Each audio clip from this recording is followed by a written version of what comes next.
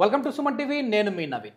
ఈ మధ్య ఒక కొత్త సమస్య అయితే మొదలవుతా ఉంది. ఏంటంటే ఏదో రక్తహీనత కదా, మనకు బ్లడ్ లెవెల్స్ తక్కువ ఉన్నాయి అని చెప్పేసి ల్యాబ్కి వెళ్ళి టెస్ట్ చేయించుకుంటే అక్కడ వాళ్ళకి వచ్చేసేసి విటమిన్ B12 తక్కువ ఉంది అని చెప్పేసి తెలుస్తూ ఉంటుంది. అసలు ఈ రక్తహీనతకి విటమిన్ B12కి ఏం సంబంధం ఉంది, అదేవిధంగా విటమిన్ B12 తక్కువ ఉన్న వాళ్ళలో నరాల సమస్య ఎందుకు వస్తూ ఉంటుంది, దీన్ని అడిగి తెలుసుకుందాం. మనతో ఉన్నారు celebrity homeopathy expert doctor Chetan Raju గారు.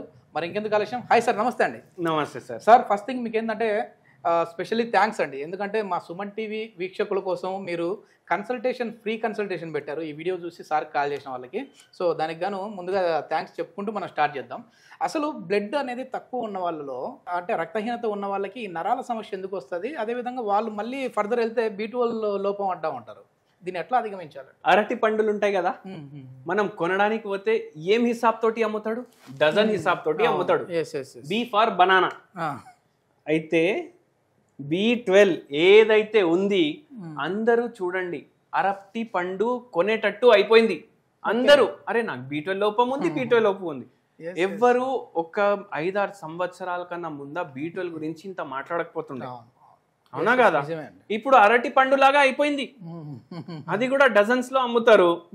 12 ఉంటాయి, ఇది కూడా B12 అన్నట్టు అయిపోయింది. B12 డెఫిషియన్సీ ఉన్న వాళ్ళకి డైరెక్ట్ గా నరానికి ఇంజెక్షన్ వేస్తా ఉన్నామంటా ఉంటారు. అంటే వాడుక భాషలో చెప్తా ఉన్నా నేను. సో ఆ ఇంజెక్షన్లు కావచ్చు, లేదంటే టాబ్లెట్స్ కావచ్చు, కంటిన్యూ చేస్తూ ఉంటారు. అది వేసినప్పుడు మాత్రమే వాళ్ళకి యాక్టివ్ గా ఉంటుంది, తర్వాత మళ్ళీ ఇట్లా అయిపోతా ఉంటది. మీరు ఇట్లా అన్నారు కదా, గుడి మల్కాపూర్ పేరు విన్నారా? ఇప్పుడు విన్నాను సార్. గుడి మల్కాపూర్ నుంచి మన దగ్గరికి ఒక అతను వచ్చిండ్రు. ఓకే. అతను రిటైర్డ్ ఎంప్లాయీ ఉండే. ఓకే. రిటైర్డ్ ఎంప్లాయీ ఉండి ఆయనకు ఏమైతుందంటే, సార్ నేను టెస్ట్లు చేయించుకొని మీకే చెప్తా నా ప్రాబ్లం ఏముంది. B12 సమస్య ఉండడం వల్ల నాకు తొడనొప్పులు వస్తున్నాయి, అరికాల్లో మంటలు వస్తున్నాయి, నాకు అరిచేతుల్లో మంటలు వస్తున్నాయి, నిద్ర రావట్లేదు. ఇది మొత్తం B12 సమస్య వల్లనే సార్. ఓకే, ఆయనకే తెలిసిపోతా. ఇది మొత్తం దాని వల్లనే. మీరు ఇప్పుడు నాకు చెప్పండి ఎట్లా తగ్గించుకోవాలి. మీరు ఇచ్చేసేయండి ఇంకా మందులు, డైరెక్ట్ B12కి ఇచ్చేయండి. నేను మొత్తం జెమినీలో చూసుకొని వచ్చిన. జెమినీ అంటే జెమినీ టీవీ కాదు. ఓకే. జెమినీ అంటే దాంట్లో చూసి వచ్చిన, మొత్తం నాకు తెలుసు. అయితే ఏందంటే మనం అడిగినాం, కూర్చోండి సార్ అని చెప్పినాం. ఫస్ట్ కూర్చునే ముందు ఇవన్నీ చెప్పేసిర్రు ఆయన. మనం ఏమన్నామంటే మీరు రిపోర్ట్లు ఇవ్వండి సార్ అన్నాం. ఓకే. రిపోర్ట్లు చూస్తే హీమోగ్లోబిన్ 10 ఉంది. హీమోగ్లోబిన్ ఎంత ఉంది? 10. ఎంత ఉండాలి? 14, 15 ఇంత ఉండాలి. ఇంతే ఉంది. హీమోగ్లోబిన్ ఏం చేస్తుంది అంటే బాడీలో న్యూట్రియంట్స్ కానీ, ఆక్సిజన్ కానీ, గ్లూకోజ్ కానీ, మినరల్స్ కానీ అన్ని ట్రాన్స్ఫర్ చేస్తారు. ఓకే. ఓకే. ఇప్పుడు ఈయనకు సిమ్టమ్స్ ఏమున్నాయి తెలుసా? ఇప్పుడు ఇవైతే ఏమేం ప్రాబ్లమ్లు ఉన్నాయి పేషెంట్ చెప్పుకున్నారు. అరికాల్లో మంటలు, తొడ నొప్పులు, తిమ్మిర్లు, చక్కర్లు రావడం, అరిచేతుల్లో తిమ్మిర్లు. సార్ ఏమైందంటే మొన్న నేను ఒక చెక్ సైన్ చేయడానికి పోయినా. ఓకే. ఓకే. చెక్ సైన్ చేయడానికి పోతే బ్యాంక్ కి కింద పెన్ పడితే లేపుకోనికి కింద వంగితే లేవ్వంగానే ఎటువంటి తిమ్మిర్లు వచ్చినాయంటే చైర్ వెతికినా నేను కూర్చోడానికి.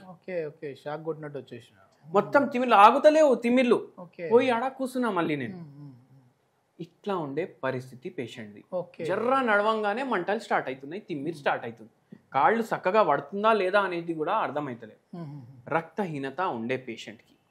ఇప్పుడు రక్తహీనత ఉంటే ఏమైతుంది, దానికన్నా ముందు ఇది ఎందుకు వచ్చింది అది చెప్తాను. ఓకే. ఎందుకు వస్తుంది అంటే మనకు విటమిన్స్ కూడా అంతే అవసరం మన బాడీలో. B12 సరిగా లేకపోతే కూడా అనీమియా వస్తుంది. ఓకే. ఓకే. అనీమియా అంటే ఏంది? రక్తహీనత. రక్తమే చక్కగా లేనప్పుడు మీకు ఎలక్ట్రోలైట్లు ఏవైతే కావాలి నరాల్లో కరెంట్ పాస్ అవ్వడానికి, అవి కరెక్ట్ గా పాస్ అవుతాయా లేవా మీరు చెప్పండి. అవవు. ఏమైతుంది? బ్రెయిన్ కి సప్లై కరెక్ట్ గా ఉండదు, ఎంత ఆక్సిజన్ పోవాలి ఎంత పోదు. ఎలక్ట్రోలైట్లు చక్కగా లేవు, ఏమైతుంది? ఎలక్ట్రోలైట్ ఇంబ్యాలెన్స్ కూడా ఉండే, సోడియం లెవెల్ ప్రాబ్లం ఉండే పేషెంట్ కి. ఏమైతుంది? కరెంట్ ఏమో సరిగా పాస్ కాదు. దాంతో ఏమైంది? పేషెంట్ కి ఏజ్ కూడా జర ఎక్కువ ఉండే. దానివల్ల ఏమైంది? ఇది ఇంకా ఇంపాక్ట్ చూపించి ఏదైతే స్పైనల్ కార్డ్ ఉంటది కదా దాంట్లో డీజెనరేటివ్ చేంజెస్ ఉండే. డీజెనరేటివ్ చేంజెస్ ఉండేది మనకు ఎట్లా తెలుస్తుంది, ఎంఆర్ఐ చూస్తే తెలుస్తుంది. ఎస్ ఎస్ డీజెనరేటివ్ చేంజెస్ ఉండి ఇవన్నీ ప్రాబ్లంలు అవుతున్నాయి పేషెంట్కి. ఎందుకంటే స్పైనల్ కార్డ్కి కంప్రెషన్ కూడా అవుతుంది. ఓకే ఓకే ఇవన్నీ ప్రాబ్లంలు అయ్యేసరికి నిద్ర కూడా చక్కగా వస్తలేదు. పడుకుంటే తిమ్మిర్లు వస్తున్నాయి. ఎస్ పిల్లల్ని ఒత్తుతే తిమ్మిర్లు తగ్గుతున్నాయి, మంటలు పెరుగుతున్నాయి. ఓకే ఇట్లా కూడా ప్రాబ్లం ఉంటది. ఓకే మనం మందులు ఇచ్చినాక 4 నెలల్లో తగ్గిపోయింది పేషెంట్. ఇది టైం ని బట్టి ఉంటుంది సార్. అంటే మార్నింగ్ అవర్స్ లో ఎక్కువ వస్తూ ఉంటాయి, నైట్ ఎక్కువ వస్తుంటాయి, ఉంటాయా? ఉంటాయి.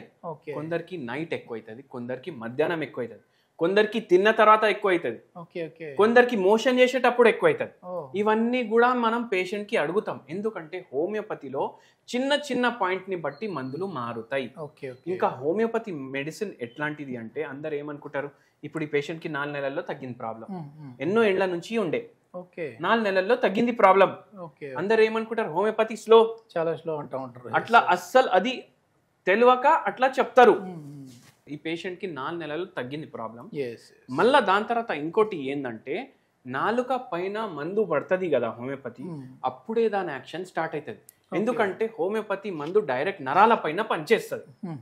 ఇప్పుడు మన దగ్గర ఎంతో మంది నరాల బలహీనతకి వస్తారు, వాళ్ళకు చాలా మంచి రిజల్ట్ ఎందుకు ఉంటుంది, ఎందుకంటే హోమియోపతి మందే పనిచేసేది నరాల పైన ఎక్కువ. నరాలే పనిచేసి మనకున్న రోగాలని సెట్ చేస్తాయి. ఓకే ఓకే ఇప్పుడు సైనసైటిస్ ఉంది, నరం మీద పడది మెడిసిన్. సైనస్ పేషెంట్లకు ఎందుకు తొందరగా తగ్గుతుంది హోమియోపతి మెడిసిన్? మీరు కూడా వినే ఉంటారు, సైనసైటిస్ కి నేను హోమియోపతి వాడినా తగ్గిపోయింది. ఎందుకంటే నరాలు డైరెక్ట్ గా సిగ్నల్ పంపిస్తాయి కదా, ఇది ప్రాబ్లం ఉంది తగ్గించుకో అనేసి. ఎందుకు సార్ మేము స్కూల్లో మనం ఆ ఏజ్ లో ఉన్నప్పుడు చక్కెర గుణులు అని చెప్పేసి ఇస్తా ఉన్నారు. అంటే మెదడు వాపు రాకుండా ఉండడానికి ఫస్ట్ కనిపెట్టింది మెయిన్ హోమియోలో వచ్చే కదా. అవును. సో అంటే నర్వ్స్ మీద బాగా పనిచేస్తాయనే ఆ టైంలో దాన్ని గవర్నమెంట్ కూడా చాలా ప్రమోట్ చేసింది. అయితే అట్లా ఉంటది. మళ్ళీ పేషెంట్ కి ఒక హోమ్ రెమెడీ కూడా చెప్పినాం. ఏం చెప్పినామంటే ఇది కప్పు, దీంట్లో మనం ఏం తాగుతాం, చాయ్. మనం ఏం చెప్పినాం, చాయ్ తాగకండి కానీ చాయ్ తాగండి. ఓకే చాయ్ తాగండి కానీ చాయ్ తాగండి. ఓకే ఏం చాయ్ తాగాలి, జిన్సెంగ్ టీ. జిన్సెంగ్ టీ ఇది టిబెట్ లో ఎక్కువ ఉంటది. ఓకే ఓకే దీంట్లో యాంటీ ఆక్సిడెంట్ ప్రాపర్టీస్ చాలా ఉంటాయి. దీనిది మందులు కూడా తయారు చేస్తారు, మందు కూడా తయారు చేసి ఇస్తారు. మనం జిన్సెంగ్ టీనే ప్రిపేర్ చేసుకోవాలి. దొరుకుతుంది ఎక్కడ? డిబేట్ లో అన్నారు కదా, ఎక్కడన్నా దొరుకుతుంది ఇది. ఓకే ఓకే మీరు పోయి ఏదైనా షాప్స్ ఉంటాయి మెడిసిన్స్ అమ్మేటోళ్ళ, ఆయుర్వేదిక్ షాప్స్, అక్కడ కూడా అడగొచ్చు. అమెజాన్ లో మీకు వేరే వెబ్సైట్లలో కూడా దొరుకుతుంది, ఆన్లైన్ లో కూడా దొరుకుతుంది, ఆఫ్లైన్ లో సూపర్ మార్కెట్లలో దొరుకుతుంది. ఇది కొనేసి డైలీ చాయ్ బదులు ఈ చాయ్ తాగండి. అండ్ దీంట్లో పాలు వేసే అవసరం లేదు. Okay direct water. మనం గ్రీన్ టీ ఎట్లా తాగుతాం అట్లా ప్రిపేర్ చేసుకోవాలి. గ్రీన్ టీ ఎట్లా చేసుకుంటారు అట్లా చేసుకోండి, తాగండి. ఓకే మంచిగా మీకు జర నరాలకు కొద్దిగా రిలీఫ్ ఉంటుంది. మళ్ళీ మీకు ఎటువంటి సమస్య ఉంది అంటే మీరు హోమియోపతికి షిఫ్ట్ అవ్వండి. మీకు వైద్యం చాలా మంచిగా ఉంటుంది, శాశ్వతంగా రోగం అనేది తగ్గుతుంది. ఇది మొత్తానికి ఏంటంటే చాలా వరకు కూడా హోమియోపతిలో ట్రీట్మెంట్ అనేది లేట్గా ఉంటుంది అంటుంటారు. కానీ చాలా వరకు డయాబెటీస్కి కావచ్చు, ఇది లైఫ్ లాంగ్ మెడిసిన్స్ అలోపతిలో వాడుతూ ఉంటారు. కానీ ఇక్కడ ఒక సర్టన్ టైం అనేది మేము చెప్తాము, 6 నెలలు కావచ్చు, లేదంటే వాళ్ళ బాడీ తత్వాన్ని బట్టి 1 year కావచ్చు, 2 years కావచ్చు, కానీ పూర్తిగా శాశ్వతంగా అయితే తగ్గుతుంది అని చెప్పేసి అంటా ఉన్నారు. అంటే ఎగ్జాంపుల్గా డయాబెటీస్ చెప్పాను. సో ఇట్లాంటి వాటికి అయితే జస్ట్ 4 monthsలో ఈ నరాల బలహీనతకు సంబంధించి బెస్ట్ మెడిసిన్స్ ఉన్నాయని చెప్పేసి celebrity homeopathy expert doctor Chetan Raju garu చెప్తున్నారు. సార్తో ఫర్దర్ ఇన్ఫర్మేషన్ ఏదైనా కావాలంటే కాంటాక్ట్ నెంబర్ ప్రొవైడ్ చేస్తా ఉన్నాం, మీరు నేరుగా మాట్లాడచ్చు.